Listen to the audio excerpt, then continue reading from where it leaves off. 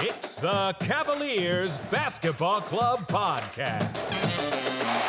It's basketball time at the Cube. LeBron left to the circle, left to the lane. Gonna go all the way and hammer it home. Everybody on their feet. Sends it for three.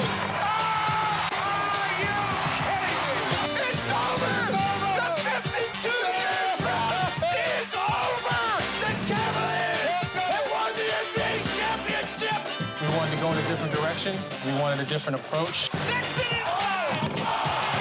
That's what they came to see! Do it, young man! Do it!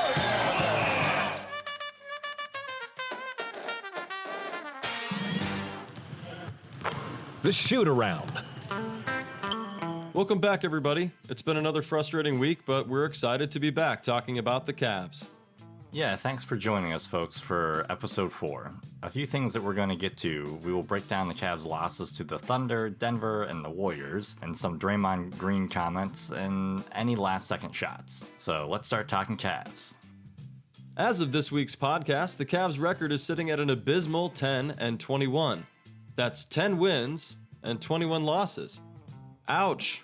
They have lost 10 straight, with their most recent being a rather frustrating one at home against the Thunder, 101-117. Easily being their worst loss of the season, OKC came in with a similar record with 11 wins and 18 losses.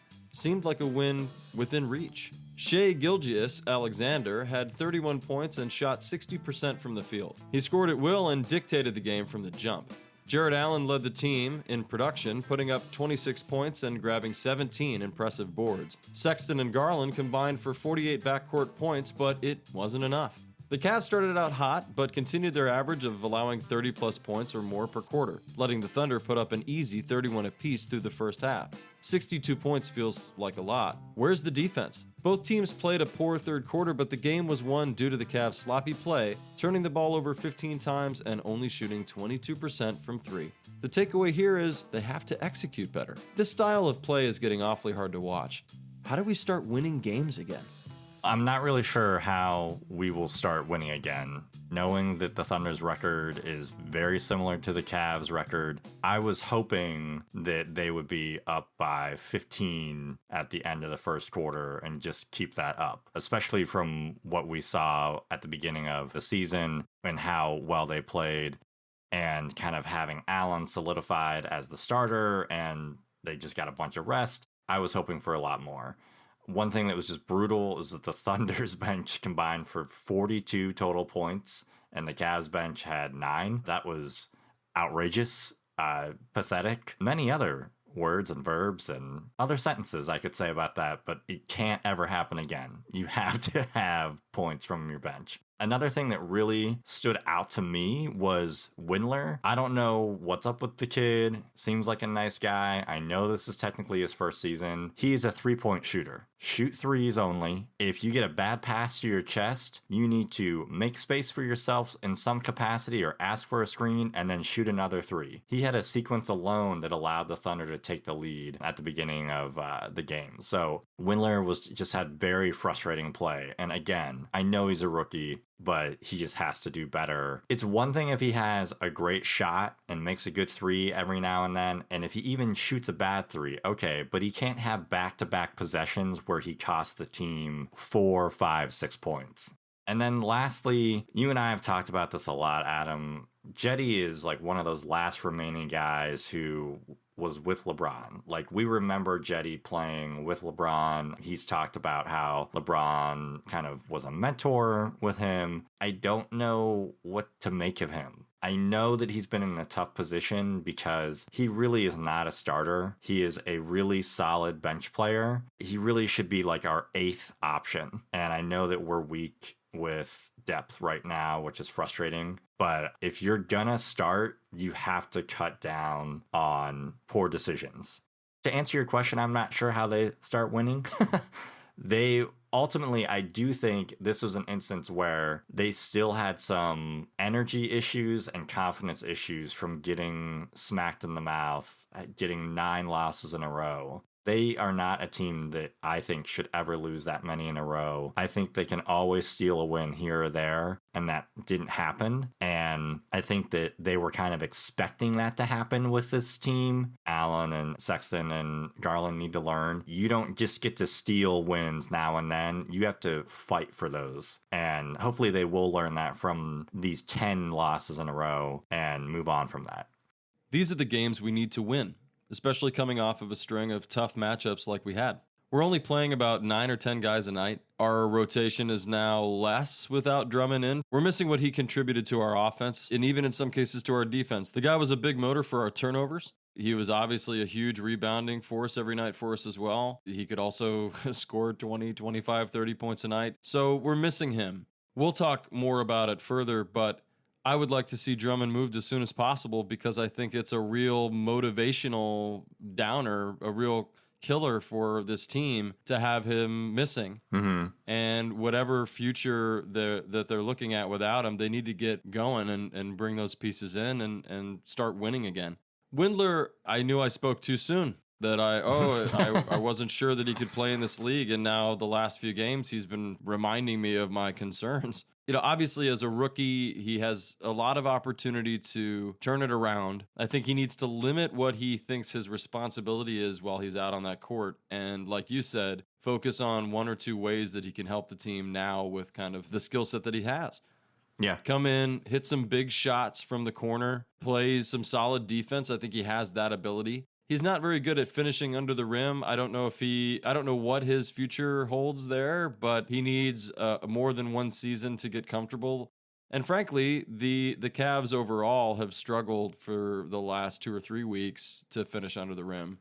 Yeah. He's been looking to do too much, and we need to see him come back down to a more of the smaller role-playing position that we need him to be. Jetty maybe isn't a great starter, but coming off the bench and playing against second and third stringers in the league, he could come in and hit some big threes, 3 or 4 threes for you. But looking at his statistics, he's a career 35.8% three-point shooter so far in 4 seasons. And that's with him being a 33% shooter from the arc this season. That's not going to cut it. If he cannot be that guy we can count on to make those shots, it's going to be pack your bags. I would also rather see Stevens or Dotson out there more to get those minutes. If he can't come in and hit those shots, then at least have those guys come in and provide stronger defense and maybe get some stops and help your offense get rolling on the other side with Garland or Allen or Sexton or hopefully Love soon. Overall, I just saw a game that was ours, and we just gave it up. We let them dictate the tempo throughout, and it was more of the same in the fourth quarter, that we had poor shooting, poor ball movement, and no commitment to each other as a team. These are kind of the harder losses to take because you expect to lose to the Warriors or you expect to lose to the Lakers and the Nets and all of these other teams, but you don't expect to lose to the Thunder because they're coming in with a similar record and similar problems, and right now we know, as fans that love the team, we know that our record has been a combination of a difficult stretch there, a difficult amount of teams that we were facing in a row, and then also very bad luck with injuries to start the season. That's kind of been the tale of the Cavs this year. The Cavs were scheduled to play the Spurs on February 17th at home, but that game was postponed due to the COVID-19 protocols. Instead, the Denver Nuggets visited on February 19th, and what a doozy of a game. More of a heartbreaker than anything. They lost 129-103. In the first half, the Cavs allowed Michael Porter Jr. and Jamal Murray to make 21 and 20 points each. The Cavs showed some fight, cutting the Nuggets' lead to 9 in the third quarter. Allen had another great performance, finishing with 20 points and 10 rebounds. Sexton added another 23 and actually attempted 7 threes, which was nice to see for a change of pace. Really though, the story of the game was Jamal Murray, who had a ridiculous 50 points while shooting 84% from the field and 80% from 3. This was just insane, jaw-dropping. This game had an odd feel about it because it seemed like they were always within striking distance, and they moved the ball incredibly well on offense. How did you feel about it, Adam? Jamal Murray going off for 50 against us. It's one thing if somebody shoots the ball 50 times and scores 50 on you. He just was persistent. But he shot it 25 times and made, again, 21 of them.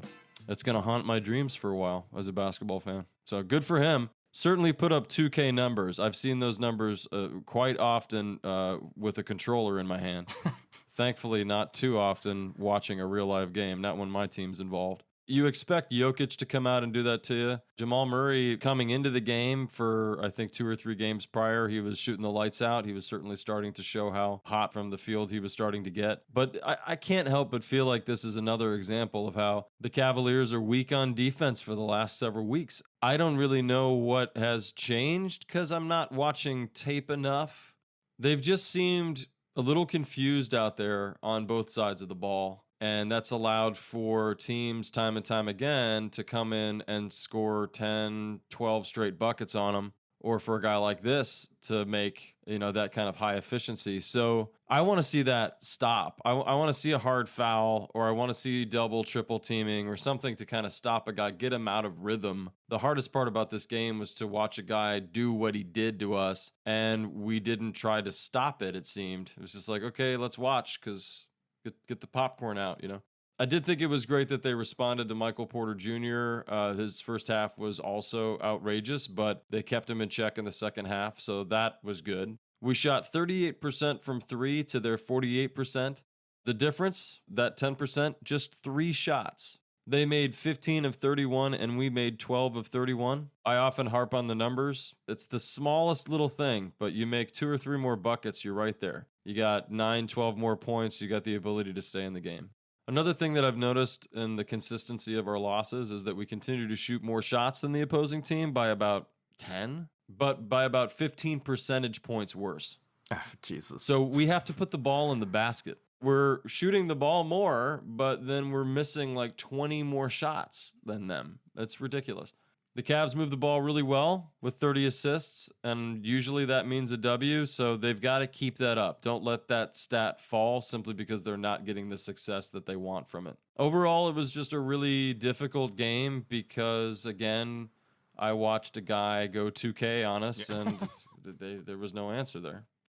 I was so encouraged by how they were moving. They kind of missed Drummond here, but it was really cool to see Drummond not on the floor with them at all, though, because I felt like Allen's just such a willing participant in their offense. He's always making sure that his guards want certain screens set. When a lob pass is going to him, he's doing darndest to get up there and finishing at the rim. He always finishes with energy, which is... It's just awesome to see a dude that tall and with that wingspan drive it home. It was really cool to see the offense move with 30 assists. They could have had 40 assists, almost 45, if they had hit more of their shots. With Garland, I think he's one of the best pull-up shooters on the team, if not the best. He just needs to hit those. He was 2 for 7 from 3, but even if he's hitting at that average... I obviously want his shooting percentage to increase, but I want him up to 10 to 12 shots from the arc because he's able to do that with ease. Him just making 2 more of those threes would allow him to knife into the defense like he loves to do so much because it'll completely make the defense off kilter. The last thing I wanted to mention, I agree with the hard foul mentality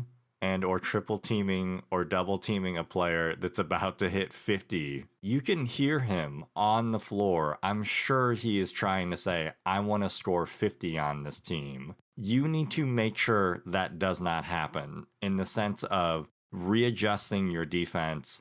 Have somebody else hit the tough shot. He was way too comfortable on our floor. Players need to play tough, but part of that is you need to make sure that every opponent has to earn your respect on your court and on your floor, and they didn't make the adjustment quick enough. Yeah, I thought we needed to offer Jamal Murray a contract as soon as possible. Because it was like, well, this guy's comfortable. He's very comfortable in Cleveland. We got to bring him here. Yeah. At least 41 games in a regular season a year. He can be comfortable here. Yeah. You found your home, Jamal.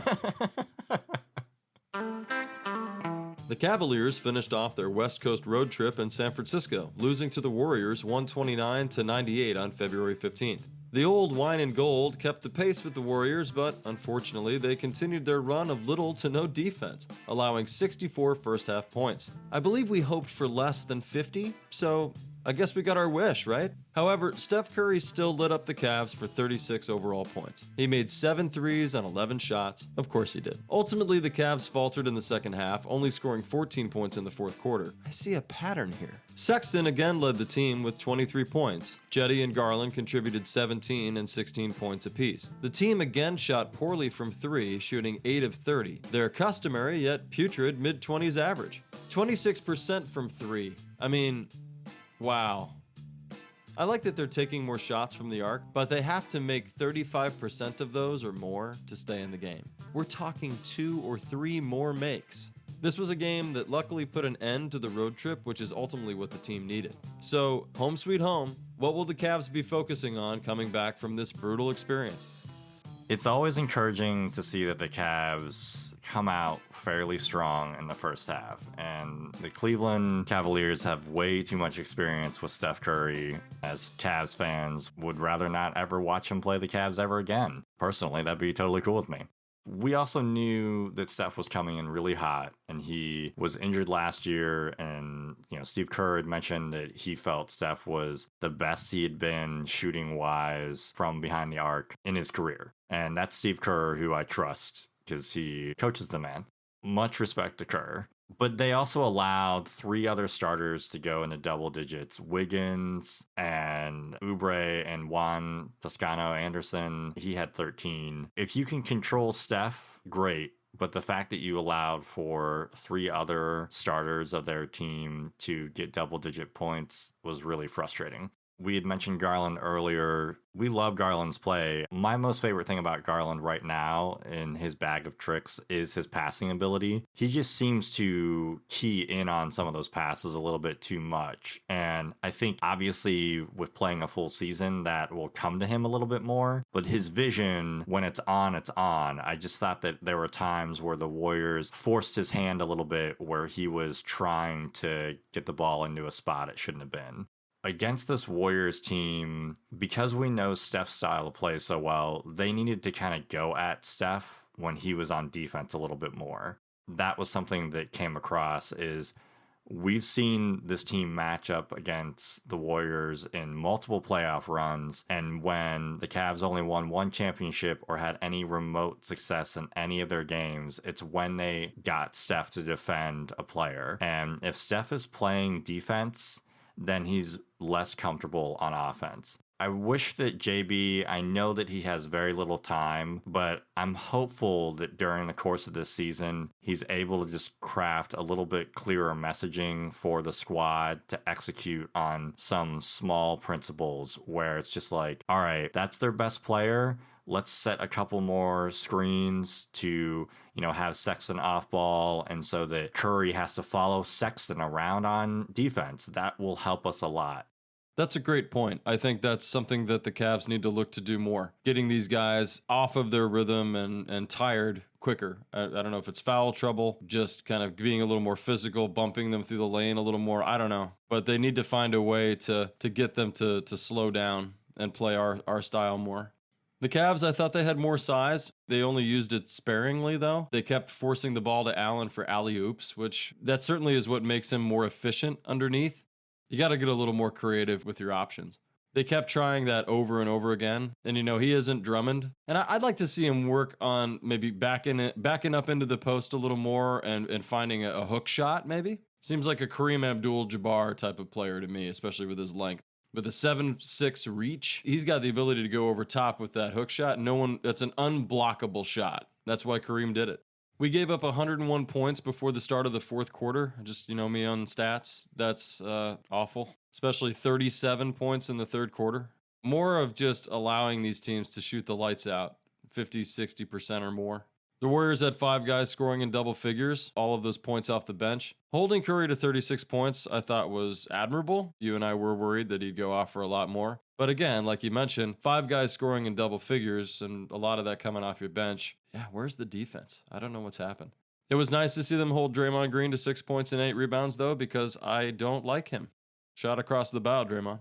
Cavs shot 38% from the field, 26% from three, so they continued their putrid shooting from the arc as they did throughout the whole road trip. They took 7 more shots than the Warriors, but they could not make them. So again, they keep shooting the lights out, but hitting the lights.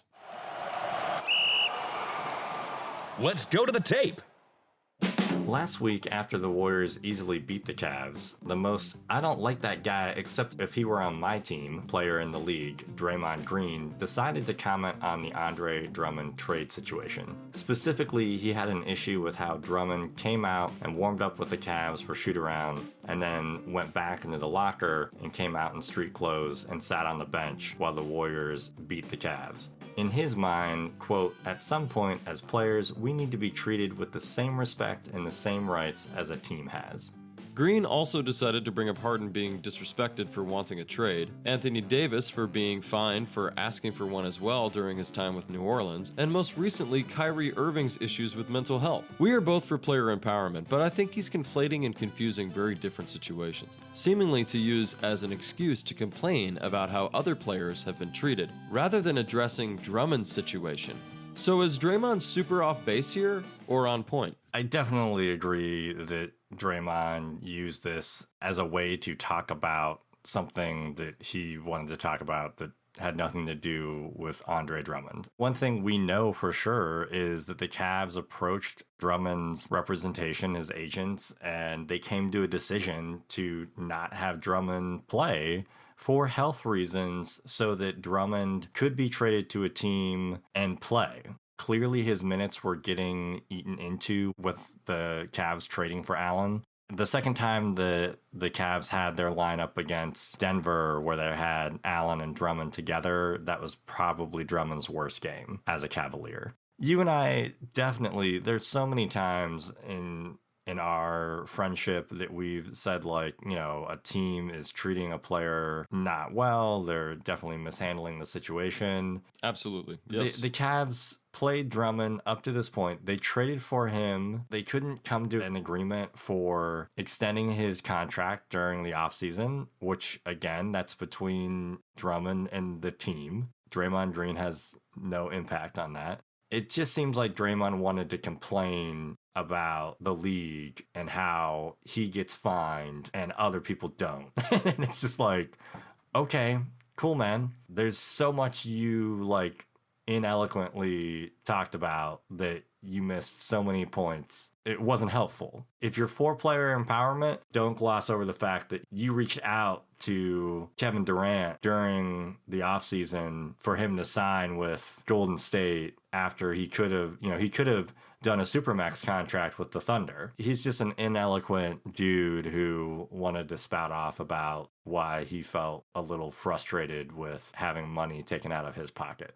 You absolutely had that drop the mic moment in the beginning. I barely have anything left that really is relevant to say, because why do you need to go on after stating that everyone determined, including his agents, you know, the organization, the medical staff, his agents, all determined it was best for him and the team and the organization for him to sit. I think we can both remember certain moments throughout NBA history and other sports where players have actually been done wrong by their organizations. I don't think that those stories usually include, and they informed him they would be politely looking for a trade partner. You know, like that's not usually how it goes. Normally it's more of a stabbing in the back kind of thing of like, yeah. And they promised him a 4-year, $200 million contract and they traded him in the night for peanuts. You know, like that's the kind of thing to Sacramento, you know, like those are the things where you can't forgive people. So I like to break down kind of what Draymond said. Well, number one, treatment of players in this league. Okay, that's really expansive, because if you're talking about players like him, they get treated far different than players that are at the end of the bench. Yeah, like Dean Wade. Yeah. Right. Talk to those guys about how they're literally playing for, 8 to 9 day contracts and then hoping to God that when they get cut, they'll be picked back up to go play in the Gatorade League. Right, You know, right. it's like, dude. Like, so treatment of players in this league, it's like I can respect that everybody should have their voices heard, and that, you know, certainly whether you're an all-star player, one of the greatest in the league, or all the way down at the end of the bench or whatever, everybody should have their stories heard. But come on, the idea that Draymond Green is not getting the press and the air time that he wants is ridiculous, because we're talking about him now. Yeah. Drummond had to come out in street clothes. Okay, I don't think that's that big of a deal. They talked with him about what they wanted, and they felt that it was best for him to do that. Maybe he wanted to come out in street clothes. Who knows? So then brings up Harden wanting a trade right after that, and that he was castrated, his words, for wanting to go to a different team, and everyone destroyed him. What? Including the players on that team that he wanted to be traded from. Right? Everyone cut off his manhood, destroyed him, drove him into the earth, and then a week later celebrated that he went to the Nets and hoped that he'd win the finals. So, Yeah, what are you that was the talking about? thing, is people just went nuts when he ended up on Brooklyn. There was an interview with LeBron James where the media was like, have you ever faced a team with this much offense? And he was like, the Warriors. Yeah, the Warriors, they had more. Yeah, they had Durant, Curry, Clay, and Draymond. So, okay, sure. Let's say Iguodala. Yeah, I barely want to include Iggy. Draymond. yeah. It's a ridiculous statement, and you can tell that he's playing favorites. And then he moves beyond from that and starts talking about how a team wants to trade somebody, so he has to sit, but if he doesn't want to, then he's a cancer on the team. Well, yeah. Yeah, he is. You know, from a fan's perspective, I care about your career. I do. Yeah, If you're a great player, I love the game. I want to see you thrive no matter where you go. What I don't like is people demanding that I respect it, and that, you know, at times like this, that there needs to be some type of even playing field between organization and player. I don't have that relationship at my job, and most Americans don't have it either. Is Draymond Green getting online or in the press and screaming when we put somebody down into the G League? No, Right, because right. he doesn't care. He's saying that he identifies with this other great basketball player and thinks that all the great basketball players should have equal footing with the great organizations. In some ways, I might agree with that. There are some things within the workplace that the organization should not have full reign over, Yeah, but that's yeah. what you negotiate your contracts for. Yeah. And that's one of the things that you also bargain through your union. Well, right. I mean, I think the other thing, too, Draymond's issue is with how teams treat players. How did Brooklyn treat Kyrie? I believe they gave him a fine, and that was it. So he started when he got back. Nash didn't bench him. They didn't do anything on a large scale. They didn't try to get money back from his salary. They didn't make up a fake injury and then dump him in some other way. They didn't threaten to trade him. Yeah, exactly. Guess what they did for Kyrie? They traded for James Harden. Right.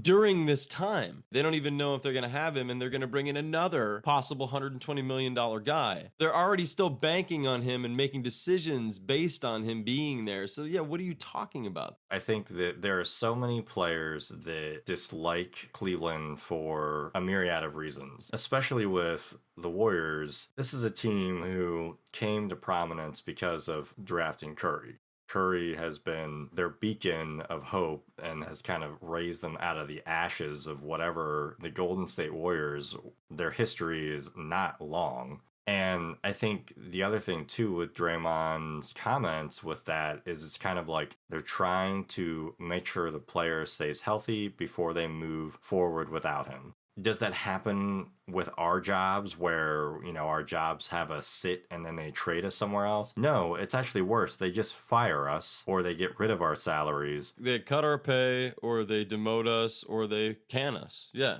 Right. Part of the reaction to this from the media, it was so all over the place. His statement, if it was the beginning of a book report, the teacher would say, wait, what? And I think the NBA is the most player-empowered league next to the MLB in this country, and possibly even on a larger global scale. They've been able to renegotiate contracts to have more max payments. They've been able to have coaches like Greg Popovich who will sit stars because they're tired and they want to rest during the regular season, and the organization takes a fine for those stars. There's a level of, yes, could the players have more say in certain things? Yes. Does this current schedule with the pandemic suck? Yes, I agree. It is not helpful for players. And we're not arguing that players don't still need to be able to get more from these organizations who have a lot. Especially with the Cavs.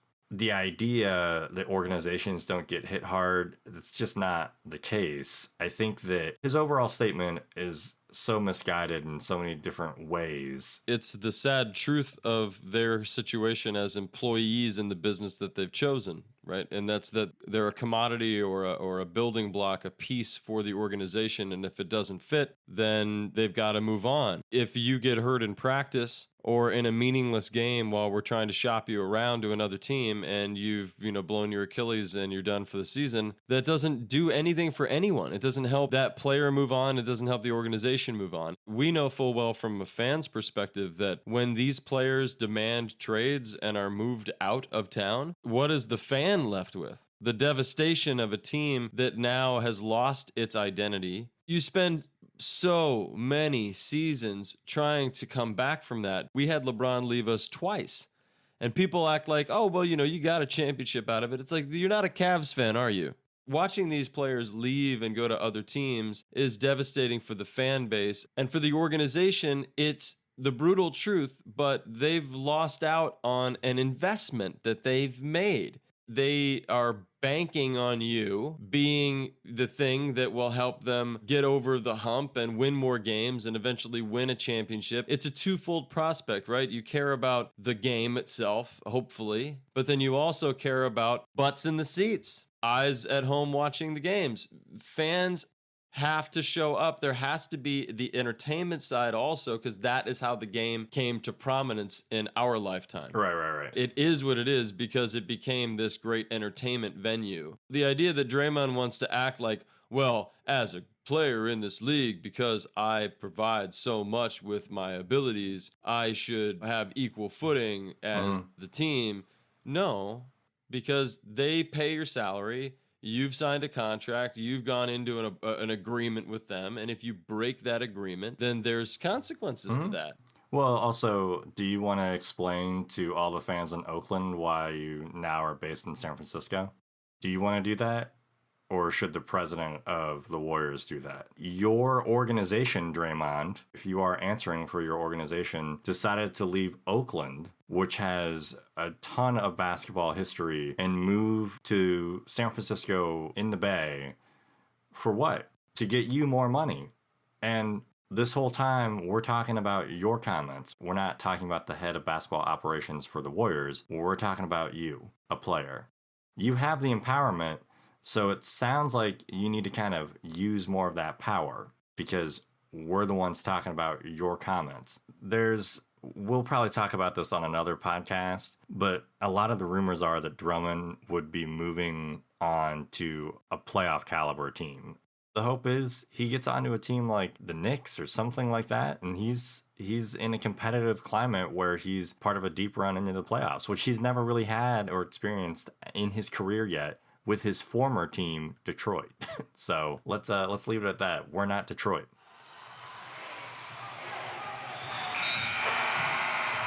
The final seconds. Here are a few things we wanted to highlight before this week's games. The Hawks will be our first matchup starting on Tuesday night. Atlanta will be coming to town with mixed success as of late, scoring the ball well, but losing to teams they shouldn't be, like the Mavericks, Spurs, and Knicks. So given their tendency to play down to their opponents, we could steal that one. The following night on Wednesday, we'll face off against the Houston Rockets. As of this recording, they have lost 8 straight. Yet another game we should have a decent chance to win. Interesting fact, most of the positives for their team seem to be surrounding Porter Jr. and their hopes for his future success. That's right, the former Cavs player. Rumors are they plan to make him a point guard. Capping off the week, Saturday night we face the 76ers in Philly. Seeing as they have the best record in the East, let's try and just keep it competitive. How do you think these games will play out? Any matchups you're interested in watching? I'm hopeful that they'll be able to at least get 2 wins out of this next stretch of games. I'm curious how Allen will play against Joel Embiid if Embiid plays. The last time the Cavs played the Sixers didn't have Embiid playing, and we didn't have Allen. They were completely different teams. Allen and Embiid have battled against each other. It's kind of always refreshing to see 2 big men playing against each other. Basketball is a game of height and size, and so it's always kind of cool to see that. I'm hopeful that they will get at least 2 wins out of this next stretch of games. I think that they should be able to refine some of their skills and move out of the losing streak that they had on the West Coast road trip. Sexton is an all-star on this team, but has he been playing at an all-star level lately? Statistically, all of his averages have risen this year, as they have every year since coming in 3 seasons ago. However, he doesn't seem to be attacking with the same confidence since before his injury, dropping to 48% shooting on the year, after starting the season well above 50%. He even had that game against Denver, where he was held to just 4 points. Yikes. What do we think is going on with Colin, and why the difference in play? I know we plan to touch more on this next episode with Sexton hoping to be an all-star this year. I think certainly the way he started the season, he was hands down gonna go. But I think after his injury, since coming back, I wouldn't say that I've noticed that he's babying the injury or that it's necessarily bothering him at all. I just see a different guy on the court. I see a person who is not as confident with where he's picking and choosing he's going to take his shots or how he wants to get his teammates involved. And often I'm just kind of seeing him get a little too ahead of himself, rushing down the court and taking it in transition for a very fast layup that he's missing, just like everybody else.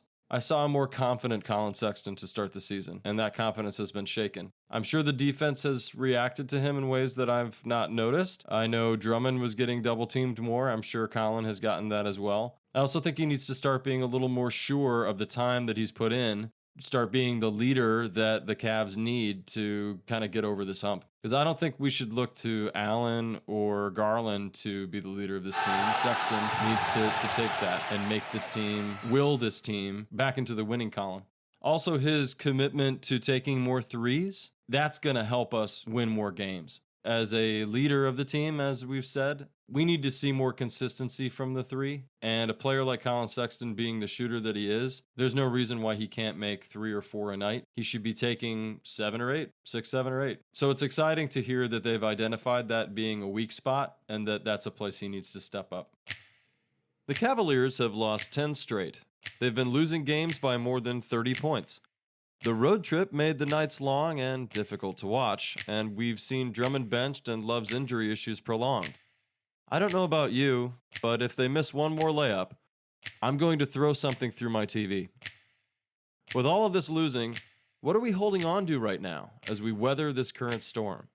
Do we think the Cavs can still make the playoffs this season? So I am hopeful that the Cavs could finish at either the 9th or 10th spot, which would give them the option or the ability to play into the playoffs. I know that the West Coast trip did not go well, but I think that they have the chance to finish either 9th or 10th and have that option to have a play-in into the playoffs. That is what I'm grasping onto right now. I'm also grasping onto the fact that I'm hopeful that this team sticks with JB. I think that the players really like Bickerstaff. I like Bickerstaff a lot. The Cavs front office needs to have patience with Bickerstaff, and they need to allow him to grow with this team. This is the first time he's ever been a head coach. He's been an interim coach a lot, but I like his relationship with the players, and I think that his stability and his steady hand and his guidance has garnered this team a lot of success in the sense of the small things, in the fact that they're always fighting to win a game. Even though they lose by a lot, they're still always trying to battle. And that has a lot to do with Bickerstaff. My hope right now is to see Bickerstaff finish the season out. Even if their record isn't as great as it should be, hopefully they're able to finish 9th or 10th and get that option to play into the playoffs. So we have to admit, we're kind of digging the 2021 rock and roll jerseys. When first unveiled, we thought they looked like someone had crudely stitched different designs into one jersey. I love the choice to use black for their home colors, and the patches are actually a pretty cool look. I even like the court design. My only issue is the lettering is a little bit like Jim Carrey's The Riddler in Batman Forever. Yes, I was a child when that movie came out. The Cavs City editions are always a little hit and miss. Do you have a favorite Cavs jersey? I do love the City Edition jerseys this year. I wasn't sure that I did, but they've really grown on me. I think it's a combination of just what they look like out on the court, and then also the court's design, like you mentioned. It really works. It's kind of quirky, but so is Cleveland. As far as a jersey that I love from the Cavs history, there's a lot of really great ones. Basically, I like the Cavs logo with the V being a hoop and the ball sitting in it. I'm a big fan of that. 2016's Christmas Day jerseys I thought were really cool with the cursive Cavaliers. I really liked the 2009-2010 Cav Fanatic jerseys where they did like the wine red, but then with the old orange Cavs logo. I think actually a fan had designed that. Sadly, they barely ever used them, but they were really neat. How about you? You know, the orange and the blue, it's just such a nice classic look, and I love the ball and the V hoop. I know everybody kind of goes retro at some point or whatever, but I think that's always been kind of their cleanest look when they moved away from those elements. Even though the jersey we're talking about, the rock and roll jerseys, at first I thought that they would look really messy on the floor, but they actually look kind of clean. It's just that the lettering is like just too much, but all the other elements are kind of stripped away, which I like. And so yeah, I'd like it if they went back to the blue and the orange and kind of reintroduced a fun, clean look with that.